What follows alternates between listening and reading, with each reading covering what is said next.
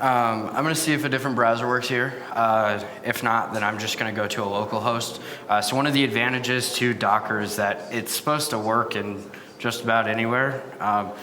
Sometimes you run into issues, and it appears that this is not going to work. So I'm going to audible and go local, but if you guys don't have Docker already set up, it's fairly easy to set up on Mac and Ubuntu. But for people who are running Windows, I found it somewhat difficult to get it set up, especially Windows 7. I have gotten it running on Windows 10 fairly easily, but I've also seen people who struggle with it. So if you are doing that and you want to follow along, I would suggest using Play with Docker to actually do this stuff, that's specifically if you're running Windows. It's actually a little bit of a nicer developer experience when you do this locally. So what I do is I typically run it in VS Code. But we will take a look here. So this is the other demo that we're going to run, which is going through the getting started guide as well as the how-tos. Let me pull up here where we were at, though. We're going to go through the agent-agent communication and the education first, which means I'm going to have to hop back and forth between a few things a little bit. So we're going to leave that, and we're going to open up this education repo, and where was that document? this is so if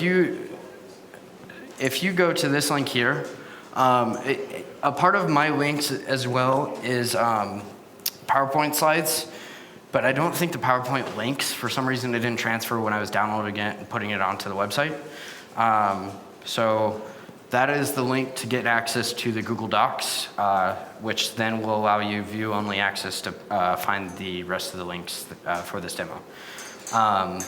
The link for this Google document here, though, is this very bottom one right here, right above questions, which is the self-paced tutorial instructions. That is going to include all the links that you will need, so I'm just going to refer back to this document from here on. You shouldn't need the slides for anything else on this, so this is where I'd suggest that we start. So we are going to pull open this GitHub here, the GitHub repository.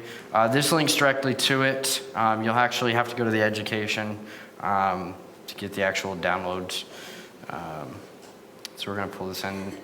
Since I locally use SSH, I'm going to pull that in. I might actually, yeah, I do already have it here, but just for demo purposes, we're going to start a new workspace and show how this goes. Let me go ahead and open, or I suppose I should clone it first.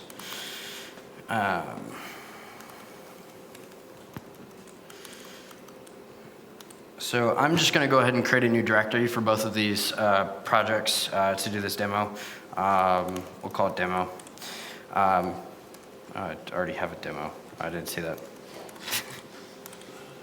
And I already have Indy Dev in there. Give me a second. What's that? Sorry, I was looking down and I saw somebody gesture. Okay, never mind.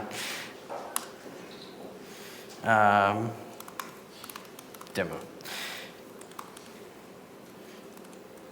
All right, so we're going to make a new directory called demo, and inside of it, we're going to git clone this education repo. And so what I'm going to do is just clone this down. You should be able to do this just sign in front of the, or inside of the Play with Docker instance. All of the documentation I built was built on that, but it's nearly the exact same. You're running a lot of the same commands. The only difference is sometimes you got to pull up a new Docker instance instead. And so there's that aspect to it. So now that we're in here, we're going to go inside of education. Can everybody see this as well? I'm realizing that bottom part is not easily accessible.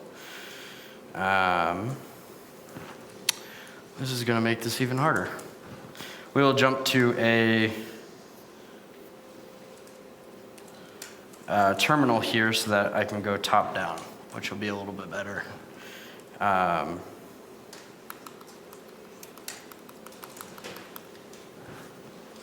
That is also not legible.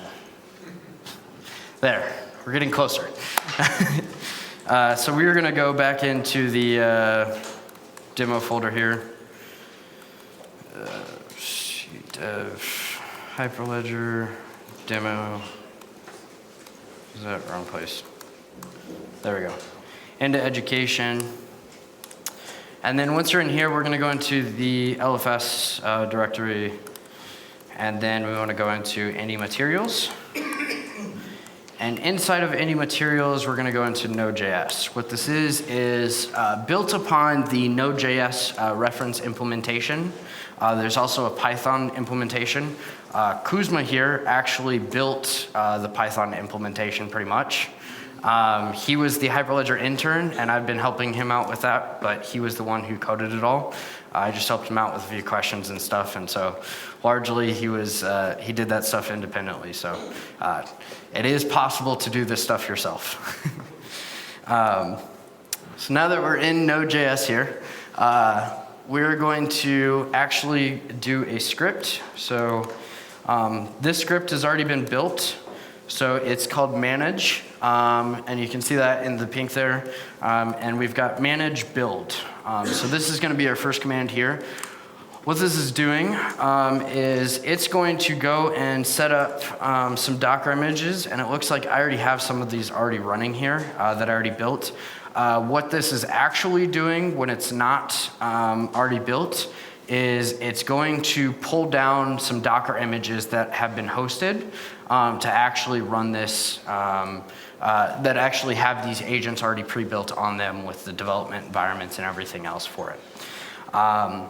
So it's doing a little bit of this right now. 1.68 looks potentially wrong, so let's hope that doesn't screw up the whole demo. If I need to, I might need to pull down some other information, although they update this, so typically this is in working order. And what that update really is it's pulling in new versions of Indy SDK, building off of some new functionality and stuff like that to be able to show these types of demos. One of the things that happens typically when you're running with Indy SDK is your Indy SDK may be building certain aspects in a transaction in a specific format that isn't compatible with the ledger. You know, there's one small little tweak that's broken in between formats when we have breaking changes. That's not common, but it has happened from where we were about 6 months ago to where we are today. So there are some. And when that happens, you have to have certain states that occur. As well as building Indy SDK with OpenSSL has been very difficult. And so that's why we built these development environments for these types of things. Because traditionally when I've given demos like this, the majority of my time is spent trying to figure out how to get OpenSSL spun up and get that stuff working, rather than trying to show people how the Indy SDK actually works. And so that's kind of the intention behind this. So yeah, this is going ahead and downloading this here. There's a few of these things that already exist, it looks like, and the Wi-Fi is not the greatest, but it will get the job done. So in the meantime, what I can do is I can show the video demo of this stuff working. So in here, we've got a YouTube demo. Hey guys, so this is Spencer. We're just going to give a quick demo on our reference And now agent. I have sound. It's going to be a simplified version of the Getting Started guide. Feel free to ask any questions as we go along. Basically, I have 5 tabs here. I'm going to ignore the Bob and Thrift for this particular demo, but they're just other agents. And some of this is being cut off. Login This is Alice. primarily just because of screen mirroring and stuff like that. Essentially what it's showing at the tab level, and if you're following along later on, you'll be able to see it. It's the actual individual agents. The tab shows the agent name because you're trying to actually pass credentials and act as all actors within the system. So she'll send a new connection request, and she's going to do that using what's called the endpoint DID. So using that endpoint DID, she can send a connection request. It's going to look up Faber's endpoint, send that connection request, and then basically automatically create a connection. And we'll see that. So now you see I have this connection here. I don't know much about it. I have these relationship DIDs here and their endpoint DID. But if you notice, Alice now has a proof request on her name, and so does Faber. Faber now has a new proof request saying, hey, this person wants to know what your name is. So what we If I just accept did both right of here those, is essentially what we call the connection protocol. I'll now see the relationship. This So connection is protocol Faber is a way that Here's the in a relationship peer-to-peer DIDs, the public DID, relationship, and now we I can have a actually proof connect between each associated other. with this relationship. And so that we can identifies actually it as pass Faber DIDs University. either by passing On you their side, I have the an same thing. identifier, Now which this can is go be Alice, looked up in the ledger. and That's now I not have recommended. to That's show typically that. a bad pattern is what we've Now what I wanna identified. do For is I want- connections, you Faber's now typically going want to to be send using Alice a pairwise transcript. identifiers. So first, what Faber's going to do is they're going to write a new And so that's schema kind of to the idea ledger. behind this. I'm trying not to talk over them too much. Basically, it's either. just they give it a name, a version, and a list of attributes. And this will write that schema to the ledger as Faber. Now I have to create a credential definition based on that schema, but this is now very specific to Faber. Only Faber can use this credential definition based off of this transcript, and I'll give it a tag here. And this one takes just a bit. So this is the longest point in the system because what it's doing is some cryptographic verification of this stuff, Just a comment. as well as submitting it to Ledger. The reason that this takes a while is because it's generating some There's you speaking. crypto I was- keys that I was are- kinda confused. It's computationally intensive to generate those. I think that's true, because this one takes longer than the others. so yeah, We it's- talked about it's a- with Stephen Curran, Somewhat about slow in this demo, using but when you cache actually do this that, in but I real think this one real is life a little instances, like this the is nature of the fairly system. fast. It's But now like I can sub pick a 1 second relationship up, speed. here. And so my guess is it Credential was probably definition, running on go ahead and send a the lightweight credential machine off like to Raspberry Alice. Pi or something like that.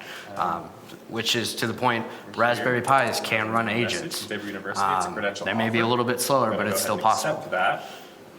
And now Alice has a new credential for a transcript. Has these attributes. So now let's say Alice wants to apply for a job. So Alice wants to create a relationship with Acme, who is wanting to employ her. So if I send a new connection request using Acme's endpoint DID,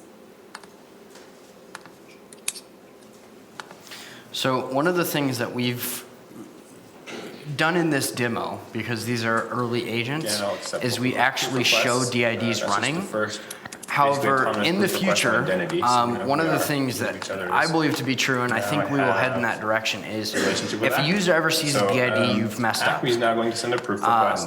yeah, and go here ahead. we can pick a relationship. We can pick a different Yeah, good point. proof Thank request. you. This is the identity proof request. I can send it. Sorry to interrupt, guys. Okay.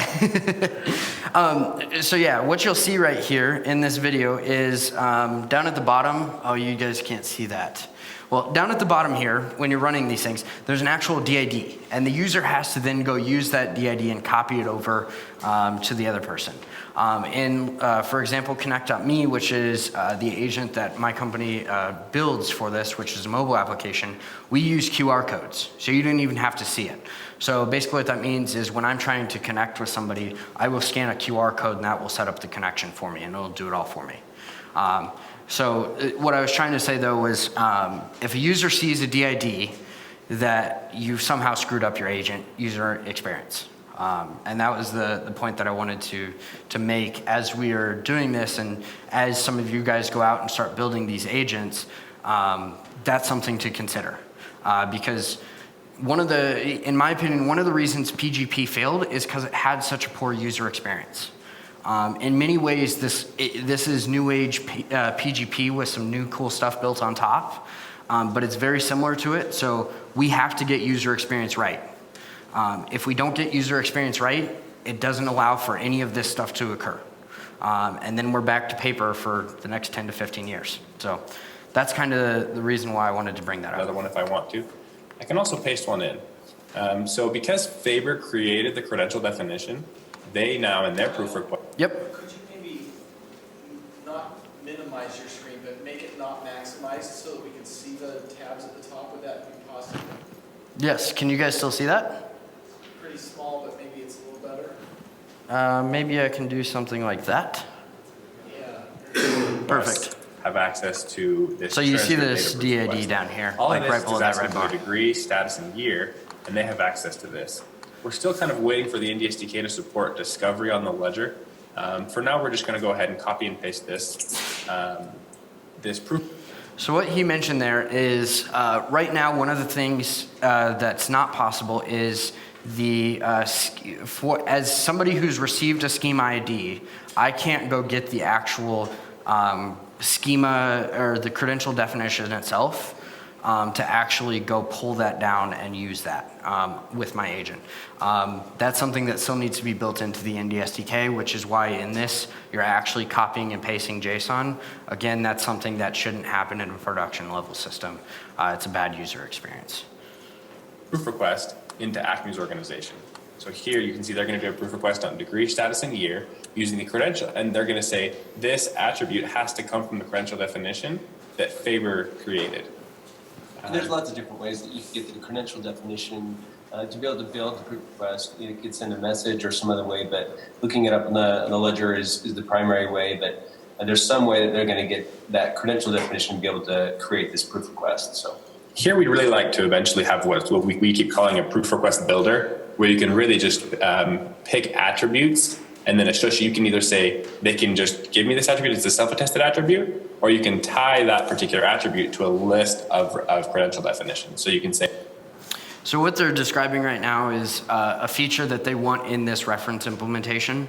The goal of these reference implementations, like I said earlier, is that you should be able to take these reference implementations and actually build stuff on top of them. And so the thinking behind this, and the Sovereign Foundation now hosts a mobile application, which is a reference implementation that's open source. That's built based upon ConnectUpMe, but they're going to somewhat diverge over time. But the underlying protocols will not. Is basically that they want to see certain UI characteristics built in certain architectures and stuff like that. So if you're looking to help contribute to the agent or something like that, that's something that they would want help with for that. Say, well, I'll accept a degree attribute from any of these universities or something like that. Right now we're just pasting in a JSON object, but eventually we would like to build a little proof request builder where you can dynamically create and save different proof requests. But if I go ahead and send that to Alice, Alice now gets a new message. It's a proof request asking for her degree, status, and year from her transcript, again from Acme Corporation. If I go ahead and accept that, now Acme, under relationships with Alice, has a new proof for transcript data. And I can go ahead and validate that proof right now, and it is indeed valid. So I can guarantee now that she has a degree of Bachelor of Science Marketing degree. She's graduated in 2015. And that's our demo. So that was the demo that we have there. Let's see if this is perfect. This is running. And let me. You got questions in the audience? Thank you. Thank you, guys. I saw that you have a smartphone application. Mm-hmm. Does this also would it around with that smartphone application? The agent for this? Yeah. I don't know how you would do it, but I feel like if you finagled with it enough, you could probably get it to work. Most of what has been done for the smartphone application so far, so like what you would do there is you'd be like self-hosting a web server on your phone so that you can then personally access it and stuff like that. So certainly not a good user experience. We do have ways that you can actually build libindy for Android and for iOS. So that's probably the more efficient and the more production level solution. But if you wanted to, you could. My recommendation though is go build off of the Sovereign Connector app. So it exists in the Sovereign-Foundation repo, I believe. And so that would be a good place to look. When you're in Hyperledger Indy, sometimes you will find stuff in Sovereign Foundation because we implement stuff specifically for Sovereign, but they're compatible at a technological level. So that's the only difference. So what I'm trying to do here is give full view of that. Perfect. So now we can actually see the screen. So the last thing that I'm going to do is the exact same command as what I ran before, but instead of build, so I'm going to use this script again. I'm going to use start. And what this is going to do is it's going to start up all of these nodes, similarly to what you saw in that demo there, so that I can now access them within my web server.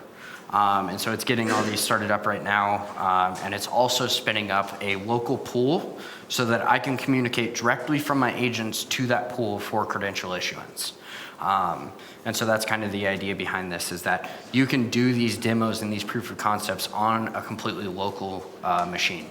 However, in production use cases, what we'd recommend is that, obviously I'm biased, but I'd recommend that you use the Sovereign Foundation network, because that comes with your business and your legal aspects with it. And if you need specific things around that, contact the Sovereign Foundation folks, and they can help you with like trust frameworks and these types of things. The main advantage for this is it offloads all of the node responsibility and the node trustworthy aspects to somebody else, so you guys don't have to worry about that. However, I did have somebody come up and ask me, could I run a local network internally privately? Yes, it's completely possible to run a local network inside of your company and host all the nodes yourself. But at that point, you might as well just be running a database. It'll be faster. You'd have to build the database yourself, though. That's the main difference. So the only difference between it is we have what we call a Genesis transaction file. That's interesting. Those are some new messages. We have something called a Genesis transaction file that can point at different networks. And essentially what that is it's just a JSON file, or it's a file that contains JSON that you load in so that you can actually go connect to different networks. So in the future, it may be the case where there's multiple networks of Indy running, and you want to go connect between multiple of them. This is where agent-to-agent communication being built into the networks would be very valuable. But let's move forward with this demo here. Let me figure out the IP addresses. So what I'm going to need to do is go back to this link. And what I'm going to take a look at is this getting started guide here that they had. I see the tabs are still cut off a little bit, so let me pull that down to similar size. Let's create a new screen.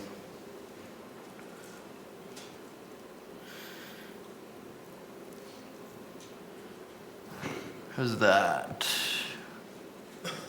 All right, there we go. Now we get some tab views. And I can expand this a little bit so that it's more readable. So what I'm going to click on is this agent demo script. This is giving me the instructions on how to actually go through the demo that was just shown in the video. So we're now going to do this live. So it looks like the first thing that we're going to do is giving kind of an explanation of what's going on. Traditionally, if you're running this through Play with Docker, you'll actually get a view of the IP addresses of where things are hosted. I'm going to have to go find mine, and I'm going to do that through my terminal. It typically prints them out here.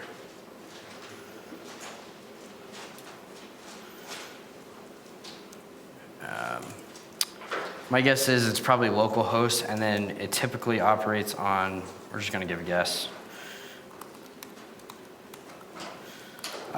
port 3000 to 3004, I think is where the demo runs.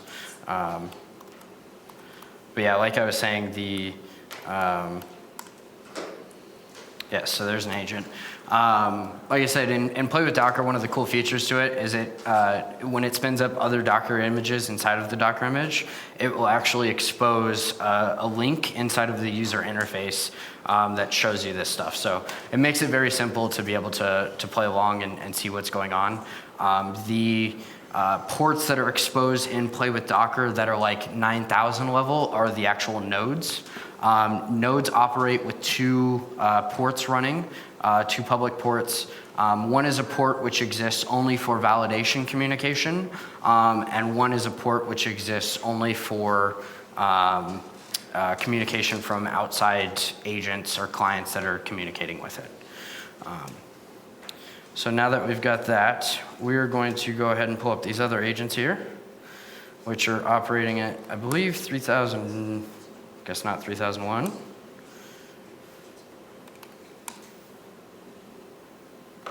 Some of these might be running slow.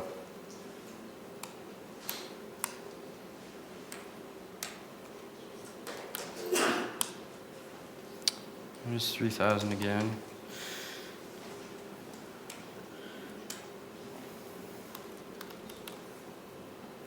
So we've got one listening on port 3000. I'm not seeing these other ones hosted. Search for listening on port and see what we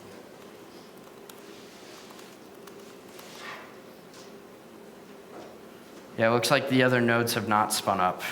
We're in demo land. So what I'm going to do here is to escape out of this, you hit Control-C and it'll blur it out. My guess is because some of these things are not running, we're going to try running it without sudo. Because a few of these things are not running, that it didn't shut down properly, because normally it'll close down all the Docker instances and stuff like that. So I'm going to see if there's a way for me to clean up this stuff. Yeah, so you're supposed to do down. So I want to remove these storages. So this looks right. This is what's supposed to happen when you hit Control-C typically, so that it can exit out. It'll receive the command and then shut them down for you automatically. So it's having a hard time shutting down some of the nodes or something like that, it looks. There we go. Okay.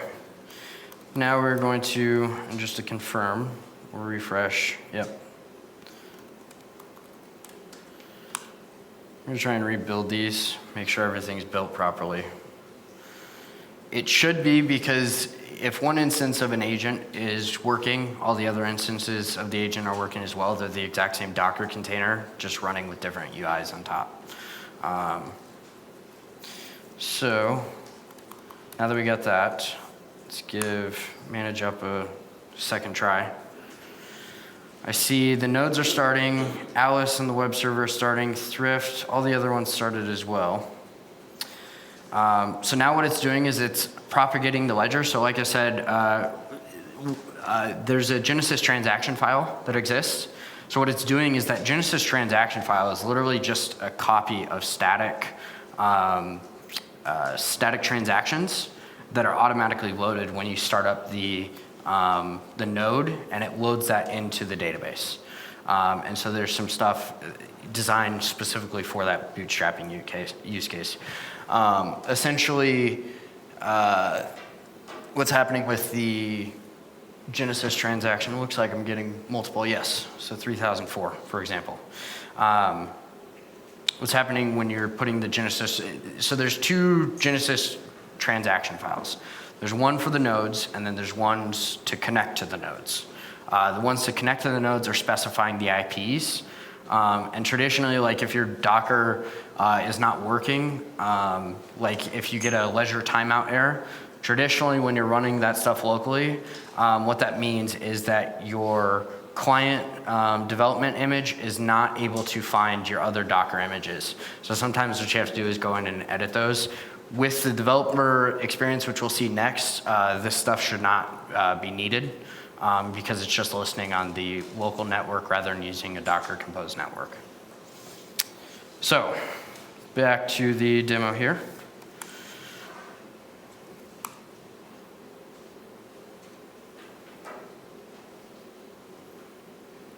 That's odd. Now I've lost one and gained another.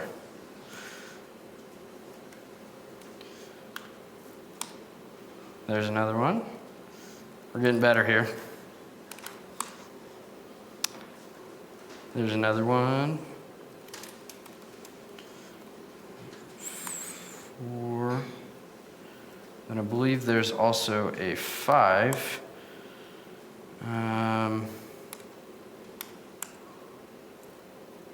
There's supposed to be also a Ledger Explorer in here. I'm not sure if I'm going to the wrong IP, so let's find here. The Ledger Explorer is, we've got 2, 3, 4, and 1. 1, 2, 3, 4. Looks like it just didn't get it started. It's not that big of a deal. What it's really showing you is the nodes, and then you can also see the actual transaction JSON that's being passed on the ledger.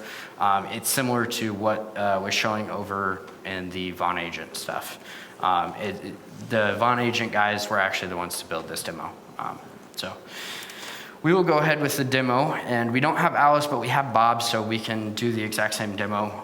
The reason Alice and Bob both exist in here as well is to show how Alice and Bob can communicate with each other. That's another functionality that they wanted to show, which we can do through the messaging format. So the first thing we're going to do is we're going to connect Faber College and Bob now. And we're just going to do that by pasting this DID in here. So it looks like I have 2 of them here. We'll accept one and reject the other. So the way you do that is you go into this message and then you refresh. So we've now gotten a connection request. We're gonna reject this first one and accept the second one and hope that doesn't break things. I don't know why Wikipedia and the dictionary just popped up. And on this side, we'll do the same thing. We'll reject the first one, accept the second one. And we should see a relationship with Faber College in here now. Now, on rejection, the reason that this does not go away on rejection is actually a point of privacy. One of the things that we considered with this is if you're submitting a connection request and get a rejection information back, that it's actually a point of which information that can be revealed and correlated. So for example, imagine if I submit a Facebook friend request to somebody and they reject me. Facebook doesn't pop up with a notification that says you've been rejected. They try to keep that very quiet, basically, in order to prevent information leakage, as well as there's social construct issues with that. Our main concern was information leakage, because in Facebook, if you go back to the other person, you can probably submit a friend request again or something like that. So now what we've got here is we've got an actual identity. So we're going to now, with Faber College, we are going to create a credential. So the first thing that we have to do as Faber College is we need to actually submit the schema. So this has been pre-formatted in this text here, and we're going to hit submit. And what that did is that just took the schema and it published it to the ledger. So if you're running this demo elsewhere, or if you're running with Docker, you will actually be able to then go over to the Ledger Explorer, and you will be able to see this information that exists, I believe, in the domain ledger. So there's 4 different ledgers that are running, and in the domain ledger is where we keep the majority of the data that's related to DIDs. So now that we have that, we are going to create a credential definition. So we've got this pre-populated here already with my transcript, but that can be changed. Essentially what this is it's naming the credential definition. So I could name it my transcript 1, or I could name it something else. And what that does is it creates a string, essentially, inside of the Indy SDK, which is then submitting the transaction to the ledger and creating a credential definition ID as a part of that process. And once it's validating, you can then locate these credential definitions based upon their credential definition IDs. Kyle, do you want to explain what's a schema versus a credential definition distinction? Yeah. So for those of you who weren't here in the past, and just for recovery, essentially the idea behind it is a credential definition is taking a schema which has these values here, and it's saying this DID is now authorized to issue this credential. So it's combining, as I like to say, a DID and a schema together to show what a credential definition ID is. And so what this does is it creates a closed world assumption about who issues what credentials. This is very nice for your ontological views. Open world assumptions create a lot of messy aspects. So with that, we are now going to submit that credential definition. And just like the video, my guess is it's going to take a little bit to be able to do it. And there it goes. So now what I should be able to see in here is that I have a credential definition that I can send as an offer. Additionally, with that, I can select who my endpoint is. So I've got endpoint DID here, which is the one that I rejected, as well as Bob. I could offer a credential to the rejected one, but the connection wouldn't go through and it wouldn't really make sense. So we will send this over to Bob and we will submit that to him. And so we are in the issuing tab right now. Let's see if it's in this message. Oh wait, we need to be in Bob's. Jump over to messages. And we'll now see that Bob has been issued a credential from Faber College. This is essentially saying, I am willing to issue you this credential. I am offering you this credential. You can choose to accept or reject it. This is where the negotiation on the issuance side starts to come into play.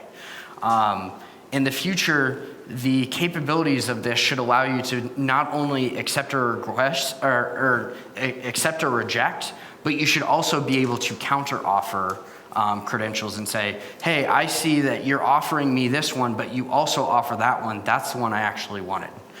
So in the instance of a driver's license or something like that, where the DOT offers both a driver's license and a voter registration, you may need different ones. And so that would be a use case where you may need to request a separate credential offer.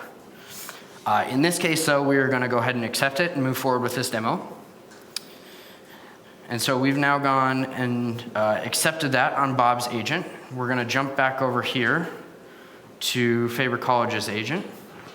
And we don't see any messages in here, so my guess is it's now within the credentials. We can actually see transcript. So we've got transcript 1.3, which is the credential. We can see the actual values itself. And underneath all of this is actually signed data, which I can then go and use to prove information later on. So additionally, we're now going to go set up a connection with Acme Corporation. So moving along with that demo, we're going to now go get our employee credential. And so the way that we're going to do this is we're going to take Acme Credentials, or Acme Corporation's DID, and we're going to go ahead and set up that connection request again, initiate the connection here. So we've now sent it over. We're going to jump back over to the messages, refresh. We're going to hit accept. And so on this, the reason why you're seeing name here is because that's the difference between the DID and the actual name itself. So as a part of this connection protocol, but not the standardized one, one of the options is that you can actually offer a name for the DID. We will likely include this in the connection protocol as an optional aspect of it because this data is moving over plain text. But that's something to be debated on our Indy agent calls. So if you guys want to come join and offer your opinions on that, please do join us.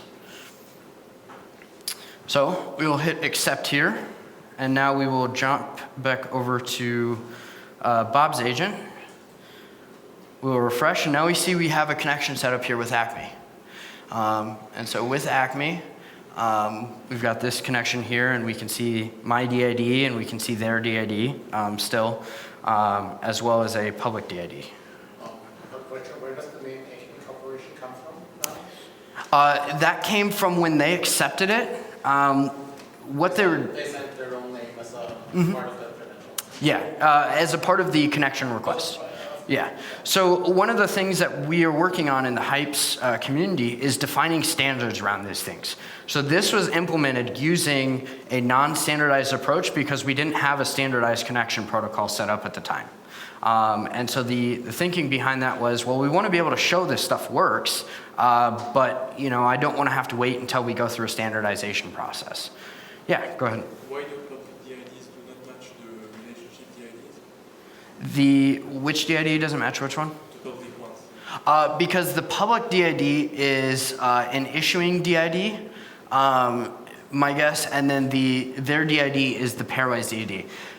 What happened is the connection protocol that was set up through here likely what they're doing was actually something that we agreed is probably not the best way to approach it, which is they were using a public identifier on Ledger to go past a pairwise identifier. And the problem with that is your public DID now becomes a global cookie between all these things, even though you're running pairwise DIDs. So this was likely something to do with the protocol itself not meeting the needs of anti-correlation. So yeah, go ahead. What was the need to have a relationship set up first and then the credential? It should have been like one, right? You ask for a credential. So isn't that establishing a relationship makes it, that the credential is also set up? Why this is a two-part process? It should be one-part process. The reason the credential issuance is separate from the connection itself is because the connection itself is the setup of the encrypted channel. The credential itself is when you're actually starting to move data.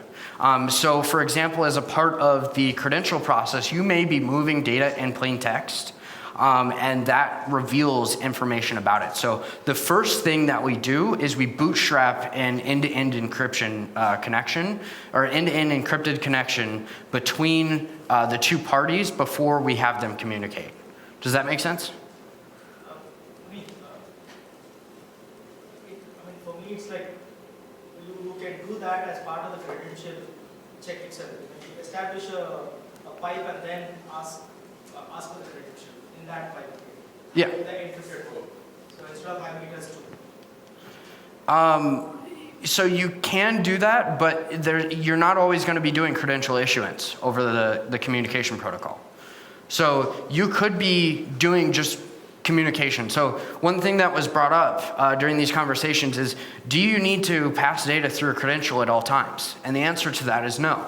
The reason for that is credentials are awesome for establishing data provenance when you're chaining provenance between multiple identities. However, if you have direct connection to the provenance and you trust that provenance because they've presented proofs to you or something like that, because the connection itself is valueless, it's just an encrypted channel, the value comes from the fact that they can prove their identity to you with credentials. But once they've proved that to you, you then know something about them, which then allows you to ask directly for information. So if you're asking for information directly from me, and you don't care whether or not an issuer has established that it's true, then you don't need to actually use credentials to pass that data around.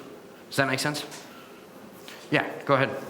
Do I understand correctly that the pairwise DIDs do not go onto the ledger? That is correct. Which means that actually, after they have discovered each other, they use only the pairwise DIDs in the P2P protocol to find each other. Yep. And the ledger is essentially totally out. Is that like revocation? Yes. So this is where we get our major scalability advantages, is that we can move data completely off ledger, and you can do this completely off ledger. So one of the things that I've realized in this is the ledger is valuable basically for issuing on this stuff, but you could technically do issuing of credentials and revocation off ledger. None of this has been defined, but it is possible to do. Because the whole point of the ledger and the whole point of the data that's on the ledger is that it should be globally discoverable. But the schema goes onto the ledger, is that correct? Yes, yes. So these things are all on ledger because they're globally discoverable, but if you built in this functionality, it is possible to do it, because the main point of credentials is that you can discover the keys, you can discover the revocation registry, you can discover the credential definitions, and you can discover the schemas. The easiest way, because this data is basically non-correlating and not personally identifiable information, is just put it on a ledger and make it globally discoverable. However, there's cases, for example, where I may issue basically a single sign-on within my company, a single sign-on credential, and that credential is only valuable within my company itself. So I could set up these credentials to operate within my own company itself, and none of that data, none of the revocation registries, none of that stuff actually has to go on ledger. I can do all of that stuff off ledger. That's a design thing, and it's an idea. It's not possible today, but it is possible using these types of architectures and using this cryptography. So we are going to move ahead with the demo. And so we're going to jump back into the issuing aspect of this. So we're in Bob's agent, and we need to be over in Acme Corp's. We are now going to do a proof request, I believe is what it is, where we're going to actually copy this data, similarly to what happened in the demo, and we are going to submit the proof request to, did I not complete that connection? Give me a second. Hey Kyle, can I just make a comment? Yeah, go ahead.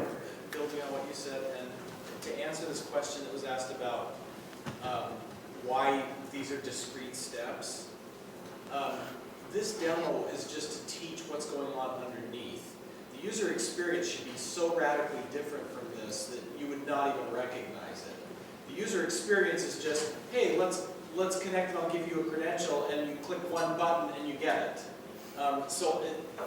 You're going through yet another step here because that's what's really happening underneath. The first time I saw a demo of this, it was like ultra simple, and it was so simple that I thought, oh, if I didn't know what was going on underneath, I would think this was the most boring demo in the world. But there's like 27 things happening underneath here, and it's amazing that it all worked together. So that's why there's all these discrete steps. It's not because that's the user experience we would recommend. Yep. Actually, in our case, we don't connect the user. Like the user doesn't have any option to connect. They just click a button. I want this credential, and the connection is behind it. I don't know whether it's a good idea or not, but it was our idea about to get rid of these processes, to hide it before the user. It for me looks really complicated a little bit, but you can build a really great workflow for the user. So essentially, like to sum up what they're saying is, in production systems, agents are going to be much different than where they're at today, and where they will be when they're in the hands of the user. We don't expect users to go through this user experience. If I had to, I wouldn't use this system. And that's plain and simple. But we know that it's capable to build good and efficient user experiments or experiences that are possible. And so because of that, we look at it and we go, there's going to be a basically marketplace of agents that are going to do different things. They will compete based upon, many different aspects, user experiences being one of them. Another one is, can I trust the person who created the agent? For example, if that agent is, run by Google and stuff, and we've known in the past that Google wants to gobble up as much data, it's going to be hard to trust that they actually built this if they aren't showing us the code for it. These are the types of things that users will have to consider. However, if they're all running the same protocol, it shouldn't make a difference. They can all choose as a user who they want to, run these services for them, or which piece of software they want to run on their phone or something like that in order to actually make this capable. Yeah. One question to understand the whole infrastructure. That concept of agents, is that a thing that the Sovereign Foundation defined, or is that part of the Indy structure? So the technology is a part of the Indy structure, but as a part of the Sovereign Foundation within our governance framework, we set certain principles and certain ideas into what a developer has to do to meet a sovereign compliant agent. And so that's kind of the thinking behind it. So for example, if somebody comes in and says that they're doing it in this way, technologically they can speak all the agent-to-agent protocols, but they will not be considered sovereign compliant, and that will be a major advantage within the marketplace is to have this sovereign compliance. That's kind of the thinking behind that. Very early stage thinking, but it's one of the only ways that we see that we can enforce these types of things. And so if there's better ways to enforce this that give us better trust, we will do that. So, yeah, go ahead. Just one comment. It's great to know the breakdown of the steps, to know what's going on, but it also, the smart means, it helps me to imagine scenarios where this could be used, different areas, scenarios. So it's great to know the steps, but then I can imagine for this step, if this is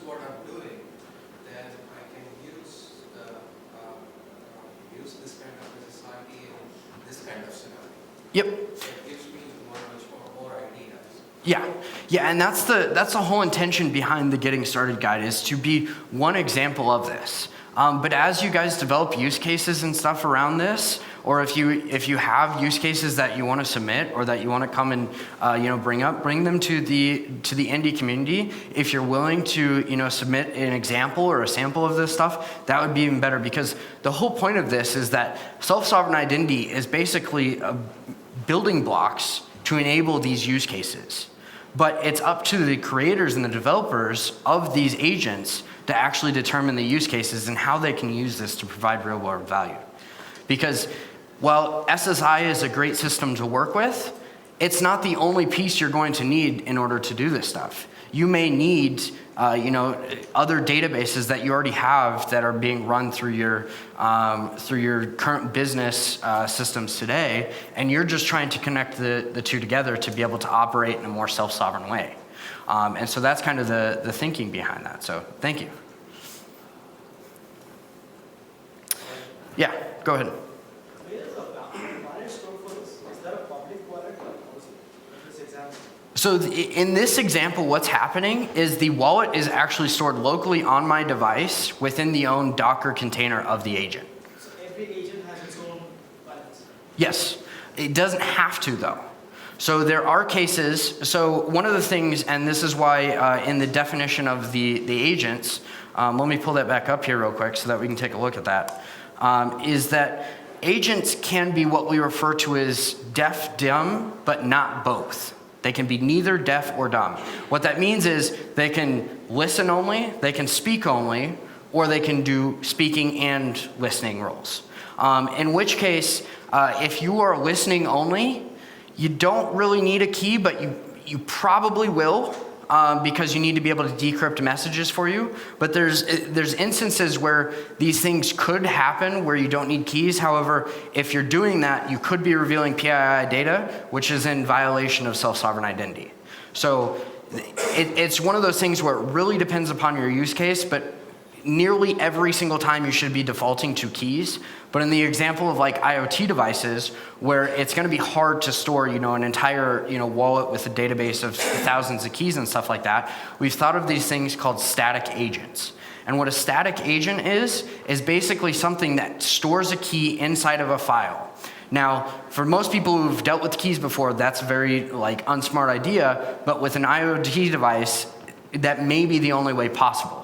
And so this is where we've developed things like message security context and things like this, where I can identify when an agent that I'm interacting with does not have a wallet and does not have proper security around its keys, so I can know whether or not I trust that data at what level I'm trusting at, I guess I should say. And in some cases, it doesn't make a difference. But in other cases it may, and you may want to reject it because it doesn't meet your security context that you expect. So jumping back to that definition, this is where we use this idea of speak or listen. So you can speak or listen protocols, or you can do both. A protocol which can do both, we refer to as kind of like a full agent, or a full-blown agent, and then you may have something like static agent, which is running, it's not running a wallet, it's just going and grabbing a key from a file, or it may be, leveraging the keychain and putting a key inside of the keychain to be able to do these types of things. There's many different capabilities. Again, it's just a piece of software that speaks protocols in many ways. And so because of that, that allows for endless possibilities of your usage. So I want to jump back into this demo. And thank you guys for the questions. These are awesome questions. You guys are asking great things. So yeah, go ahead. Can you talk a little bit about the peer-to-peer protocol that's being used as a base for the agent-to-agent communication? Yeah. I mean, because it's exposing essentially the agent to the whole internet. Yeah. So One of the classics? Or? Yeah, the thinking behind it is that you get to choose which endpoints you expose. So we'll go in here. This is slightly different, so I'm gonna keep this one fairly time boxed. But Yeah, sorry. no worries. It's an excellent question, and actually it's somewhat near and dear to me because I'm the one building it. So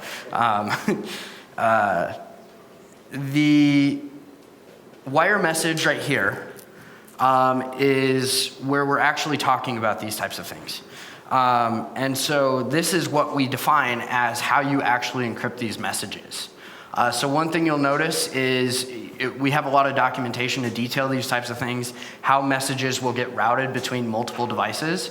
So for example, you may have what we refer to as an agency, which is acting as a public endpoint for you, and the agency is the only one that knows your actual endpoint. You don't even reveal that endpoint to the other person. You reveal your agency's endpoint, and then you can basically close these things off. However, the nice thing about this is you're not developing firewall infrastructures around this. Because everything's encrypted from point to point, and potentially encrypted, for example, from device 1 directly to device 4, where device 9, 3, and 6 don't even have access to data that they don't need. What you're doing is you're basically creating a zero trust architecture around these types of things. And so that's one of the defining principles of this communication protocol, is that you don't need to build all of these firewalls and these types of things where I've got this, this idea of I'm closed off from the world. That's one of the things about this picture. This dotted line helps to understand it, but in reality, there is no difference between the connection from 3 to 6 and from 9 to 3. Similarly, there is no difference between the connection from 1 to 2 to 1 to 8 or 8 to 9. And that's because they're all speaking the same protocol. They're all encrypting in the same way. The reason we show this is to show what we refer to as a domain, which is all the agents which represent a single entity. In this case, it's Alice and Bob. So you asked, what do these messages look like? So I'm more concerned not about the messages, but rather about the routing protocol and everything behind that. I mean, creating a new routing protocol is like a huge task, and especially at that scale that you guys are aiming at. So that's interesting. okay. And I mean, every other blockchain contains essentially a peer-to-peer routing protocol anyways already. So I was just wondering whether you did something new or whether you got something else and like So made it work for you. Yeah. So we are depending on Signal in many ways for forward secrecy and stuff like this. But we are doing it in a way that's slightly tweaked, so we're not using the actual Signal APIs and stuff like that. We're looking to use like noise framework.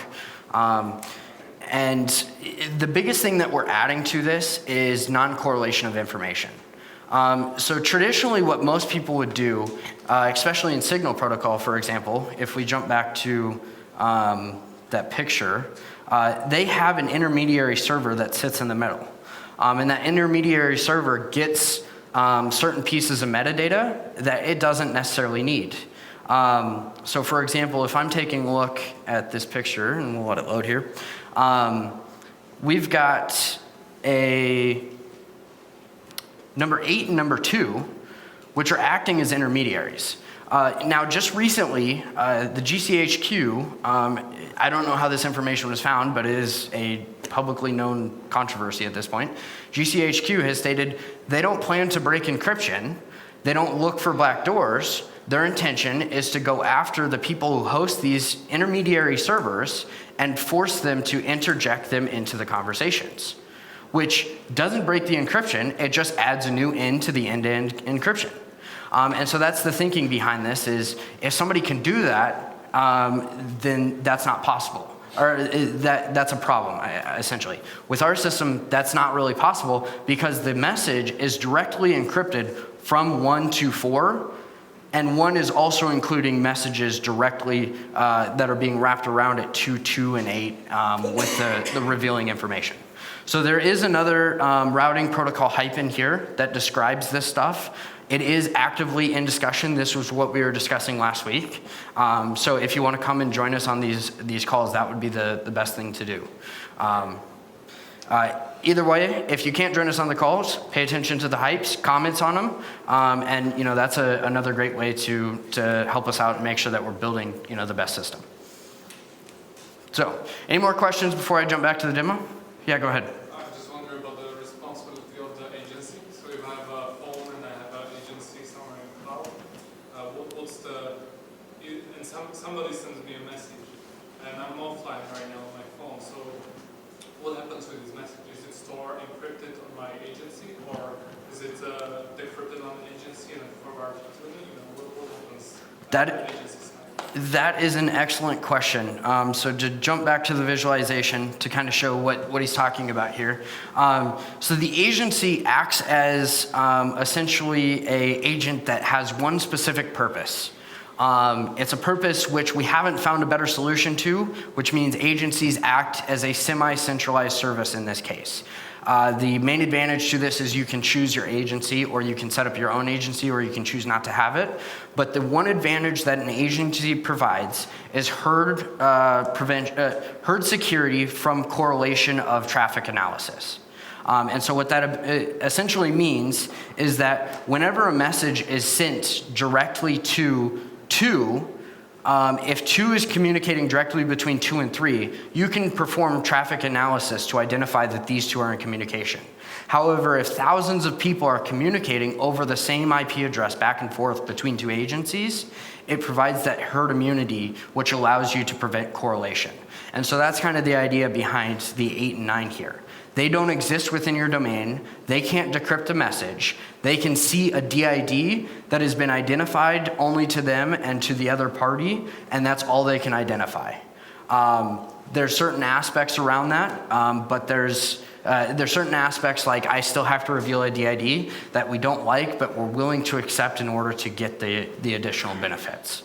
Because at least you can choose who you want to know is the DID rather than having to reveal it to anybody. Similarly, we have this concept of a cloud agent, or what's referred to as a routing agent as well, which is going to essentially act as an agent where a message will come into 8 and it will end up on number 2's box, because as we know, number 1 is a mobile device, does not maintain a static IP and is not always online. That's the advantage of the cloud agent, or also referred to as the routing agent, is that it's always available. If you can have an edge agent which is always available and you trust and own, so for example, a device that may sit at home or something like that, you can basically put that routing agent in your own home, and it can also decrypt the messages, and you can have messages intended for that as a recipient, or what we refer to as an edge device. Because if you think about this in terms of a graph, these are the devices that sit at the very edge of the graph. Everything else is an intermediary node in between. Kyle, I don't know if it's obvious what the order of the message delivery is in this picture.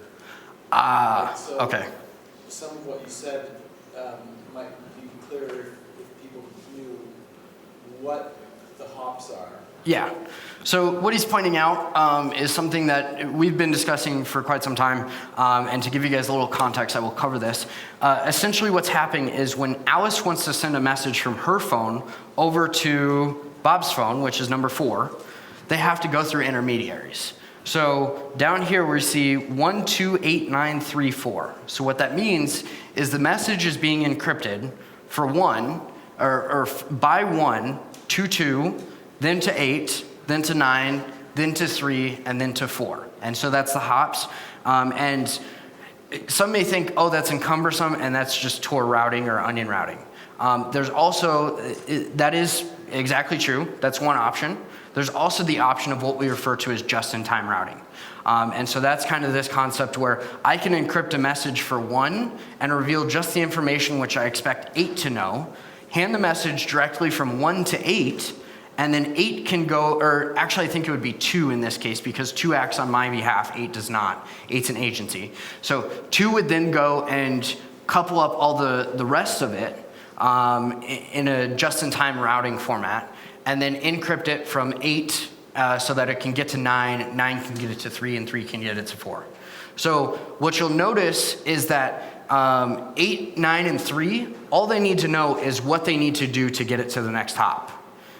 This is something that we've referred to as basically a relayer within this pattern, essentially.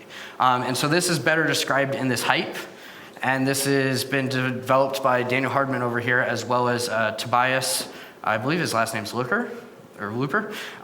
He is down in New Zealand, and so he's been helping us out with this stuff. So it's something where we're trying to get community collaboration. And if any of you guys find a way to attack this or something, let us know when we're developing this. That's the whole point of it. So, One question. yeah. How is this actually? Is it like something like a gossip protocol where each of the agent is connected to another agent? How is the routing set from A to, let's say in this case, Paradise to Bob? Is there how is the path set between, how does one agent know that it has to connect to another agent and another agent knows? So this is where we use something referred to as the forward message. Where in the forward message, if you're doing onion routing, for example, you specify the key of the device and then wrap it up, stick it inside of a forward message, wrap it up, and do that type of thing. And just in time, I am not entirely certain on the routing protocol of what they've developed, like off the top of my head, so you'd have to go take a look at that. But it specifies basically how you use relaying messaging to actually go and do just-in-time routing, which makes it a little bit easier on your edge devices for encryption. And so that's kind of the thinking behind it. However, it doesn't reveal information. And so that's kind of one of the main advantages to it. I think it's fair to say that that question that you asked is like a really neat question.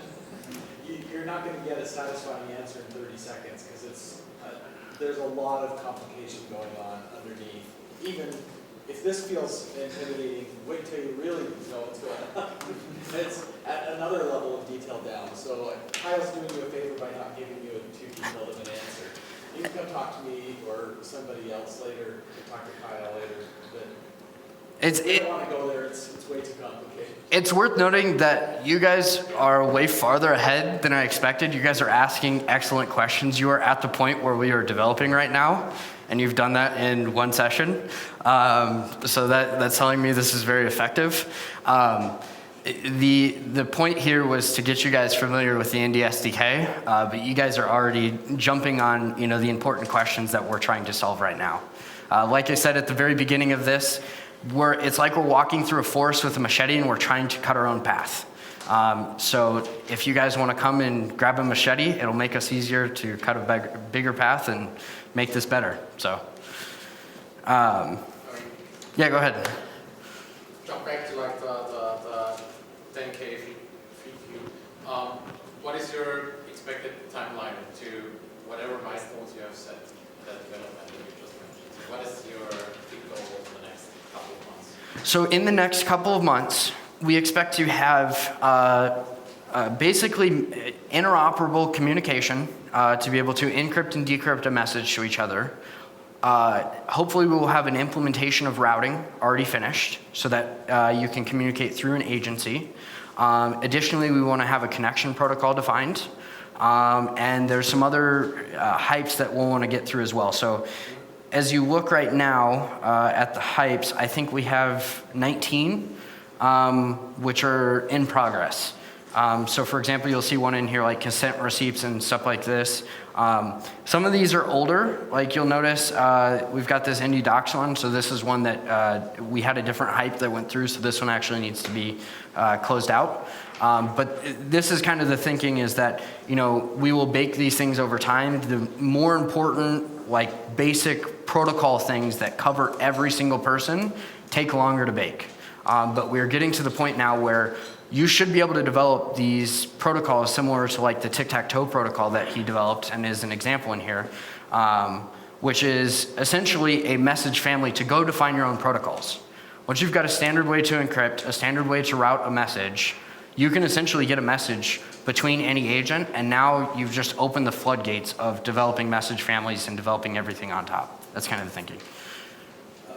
I would just like to say everything you said is true, but it may give you the impression that we don't have this stuff working. It's working right now.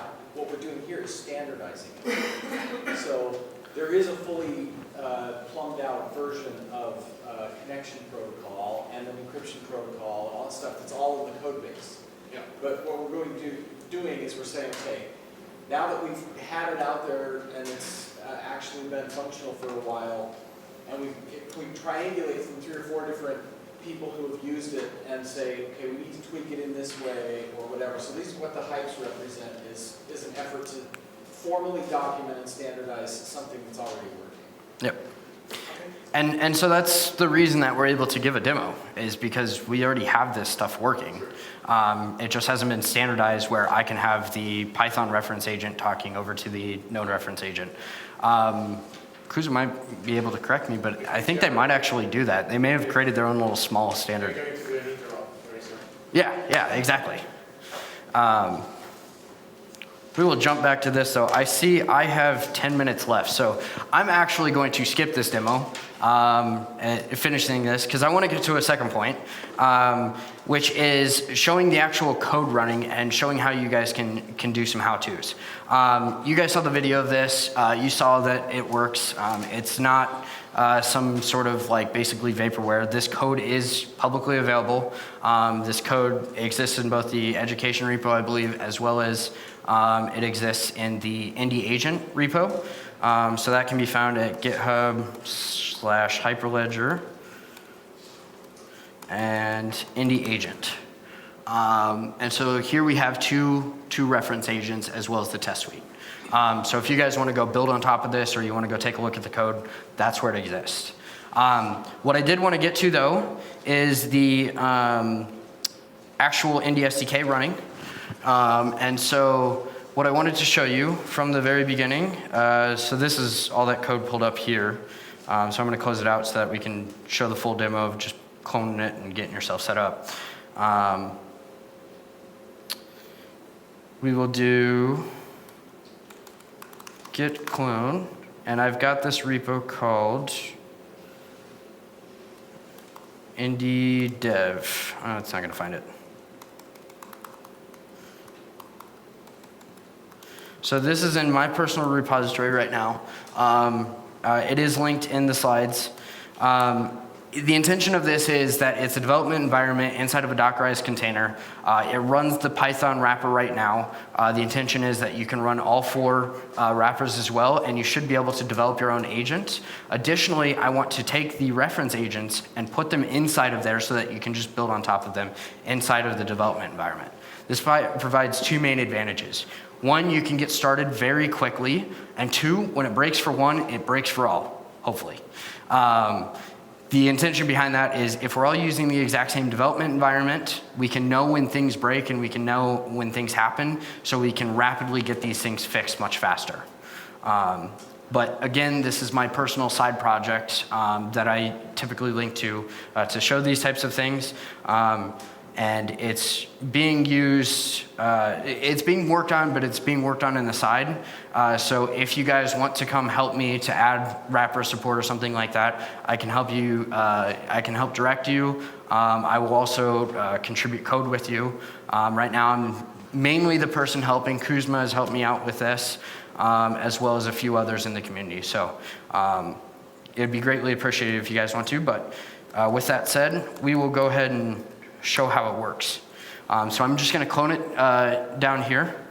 And so let me do the same thing as what I did with the others so that you guys can see what's going on. There's that.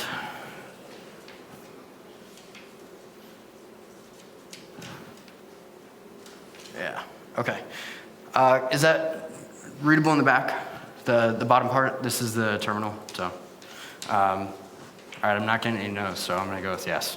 What we're going to do is we're going to go inside of Indy Dev, and we're going to do make build.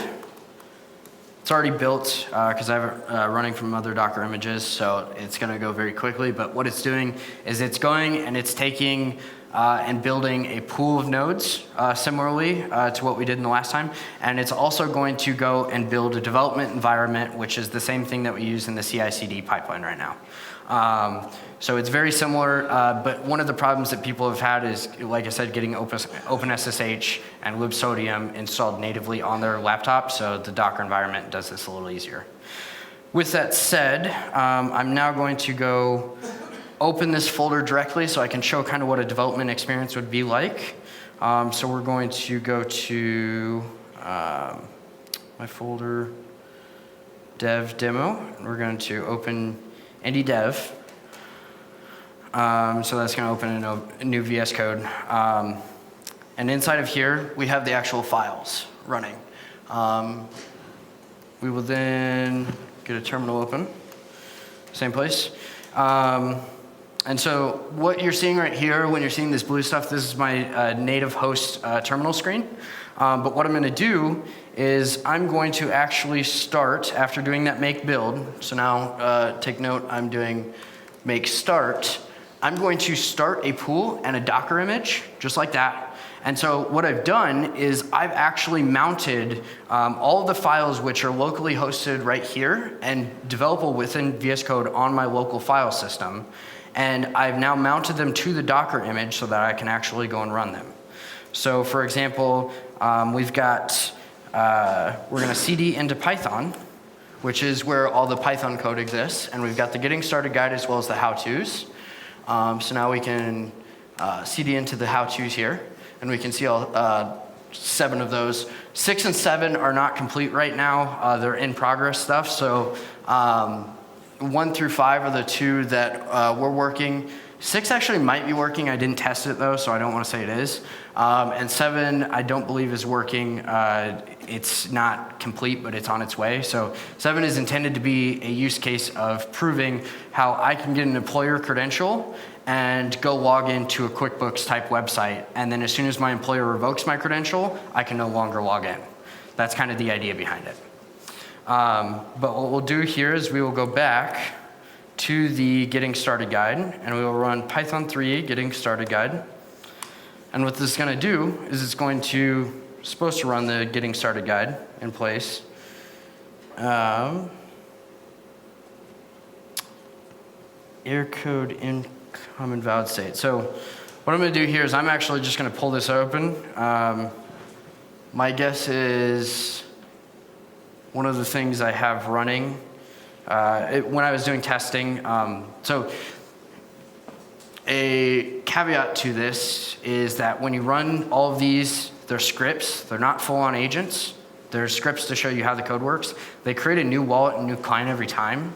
And you have namespace collisions because of that, because they're all named the same thing. So one of the things I could do is go change that. I haven't done that though. But the idea behind this is essentially you can see this code running. And so what you should be able to see is that you would see all of these logging outputs running down here, and you would be able to see it. And the nice thing about this is that you can actually go and take a look and rapidly, see what's happening with these development scripts. So for example, in the how-to right here, let's give that one a try. I don't think it's going to work if the getting started is not, but we can try running write did query virkey. So yeah, this one, the thing already exists because when I ran the last one, it created a pool transaction file for me that was pointing at my local ledger, and it wasn't able to delete it. So it's hitting a namespace collision right now. And one of the things that I changed to get this demo working is it used to show all of these files directly on these left sides so you could rapidly delete this stuff. And I haven't figured out exactly where it's putting it now when it's mounting in between the two. So yeah, go ahead. I haven't seen this setup that you're doing here, but I just want to make sure I'm understanding it. So you have the how-tos, you have an IDE in your native environment, and you've mapped a folder inside your native environment into something inside the Docker image so that you don't have to do a deployment of what you're doing. Your code is automatically available to run inside the Docker environment. Is that? Yep, that's exactly it. Okay. So, yep. So one of the things that happens on startup, and what I might be able to do is show you guys how I could just easily edit these scripts. So at the end of each script, we actually have a cleanup, which is 13 through 15 in this one. So I'm going to try and do is move that to the very top and try rerunning it. So yeah, now this is calling wallet handle before it happened. So I would need to edit this. But what you'll notice here is that I actually got a different error. And so in editing this this work inside of VS Code, I'm now able to run it directly inside of the Docker container and create this rapid development cycle where I have a consistent development environment no matter what my host operating system machine is. But at the same time, I can have all of this code and all of the files actually living on my local file system. And I can use all the local file system access mechanism points. So traditionally, what I've seen people do is they run like full-on virtual machines and stuff like this. And then the GUIs, when you're running it, the GUIs are like very laggy and these types of things. So that's why I went and developed it in this access way. But with that and the demo not working and only 4 minutes left, I'm going to go ahead and say this is complete, and I will take any additional questions that you guys have.